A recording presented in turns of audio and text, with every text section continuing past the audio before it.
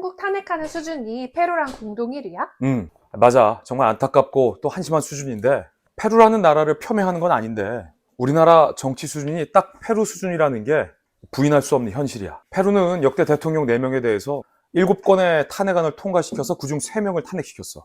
정변이 엄청 많은 나라가 페루거든. 그러니까 페루는 대통령이 취임했다 하면 번번이 탄핵당하는 나라야. 최근 2022년에도 페루의 페드로 카스티오 대통령이 파면돼 끌려 내려졌어. 전 세계에서 대통령 4명을 탄핵 소추한 나라가 페루인데 이게 전 세계 1위거든. 근데 이 페루랑 공동 1위 한 나라가 바로 우리나라야. 노무현, 박근혜, 윤석열, 한덕수 대통령 권한대행까지 똑같이 4명이야. 공동 1위. 근데 사실 따지고 보면 우리나라가 페루보다 탄핵이 훨씬 더 많았어.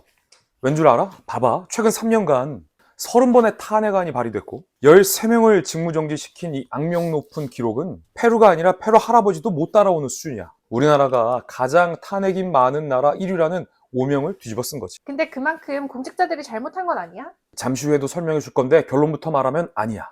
탄핵이 애초에 우리나라는 쉽게 설계되어 있기 때문이야. 탄핵 대상과 사유가 광범위하고 추상적이고 탄핵 절차는 신속 간편화돼 안전장치는 전혀 없고 허술해.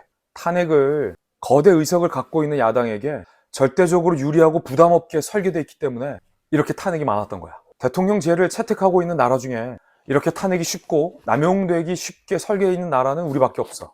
그 다음이 페루. 왜 그러냐?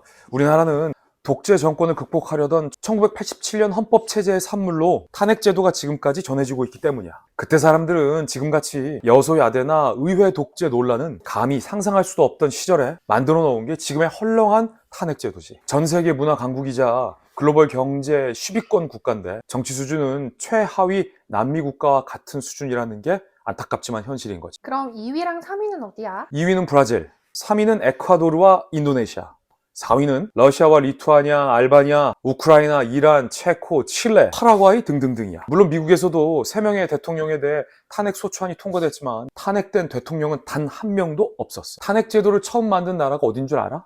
영국. 탄핵 제도의 종주국이 영국인데 정작 영국에선 탄핵 대상에 총리가 포함되지 않아. 의회 민주주의가 정착된 이래 영국에선 탄핵이 사문화됐다고 봐도 무방하지. 우리가 가까운 나라 일본은 탄핵 대상이 아예 법관으로 한정돼 있어. 미국과 프랑스 대통령제 국가에선 탄핵엔 정치적 성격이 있다는 점을 아예 인정하고 있어. 그래서 하원은 탄핵 소추의 권한을, 상원은 탄핵 심판권을 나눠 가져서 어떤 정파에 의해 탄핵이 쉽지 못하게 견제되게끔 설계돼 있지. 우리나라처럼 미국식 대통령제를 채택하면서 한 정당이 탄핵을 쉽게 남발할 수 있게 하고 다른 정당이 전혀 견제하지 못하게 해놓는 나라는 드물어. 그러면서 뒤처리는 모두 다 헌재에게 맡기고 마치 탄핵이 중립적이고 엄정한 사법적 판단의 결과인 것처럼 포장하는 그런 나라는 전 세계에 아무데도 없어. 우리나라의 탄핵은 의회가 마구잡이로 탄핵을 하고 그 책임은 헌재에 죄다 떠넘기는 구조이지. 그래서 지금 민주당은 30번의 탄핵을 하고 9번이 내리 기각됐는데도 사과나 유감 표명을 하지 않아.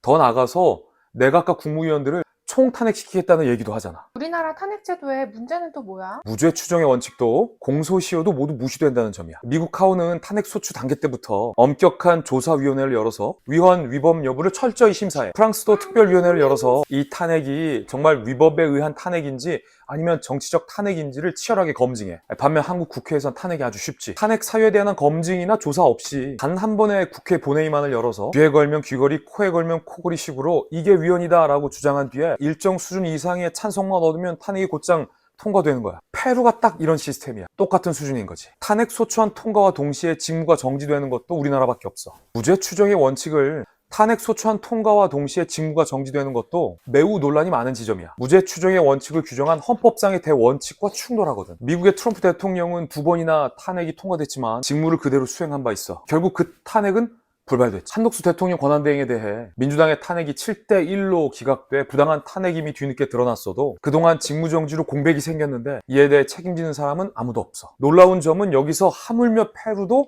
인도네시아도 탄핵 소추만으로 직무가 정지되진 않는다는 점이야. 페루만도 못한 거지. 봐봐. 국회의원과 비교해볼까? 우리나라에서 국회의원은 비리를 저지르고 재판에서 유죄가 선고돼도 3심 확정이 나올 때까지 직무를 유지하고 급기야 선거에 출마해서 당선까지 돼.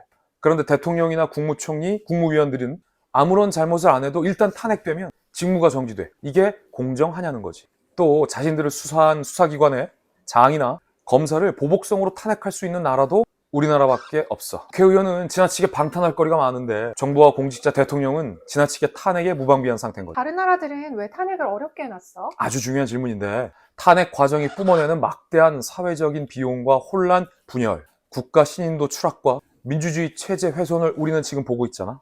탄핵은 일반 징계로는 처벌이 어려운 공직자에 대한 최후의 처벌 수준이야. 만약 자신들의 범죄를 덮기 위해 혹은 선거를 앞당기기 위해 탄핵을 남발한다면 탄핵의 본래 취지와도 맞지 않고 심각한 또 다른 국가 혼란만을 불러올 뿐이야. 탄핵이 민주주의의 위대한 과정인 것처럼 포장하는 것에 휘둘리면 안 돼. 우리나라의 탄핵 수준은 딱 남미 국가 페루보다도 못한 수준이거든. 여기까지 알면 우리나라 탄핵이 왜 이렇게 많은지 그리고 뭐가 문제인지에 대해서 다 안다고 보면 돼. 와, 오늘도 고마워요.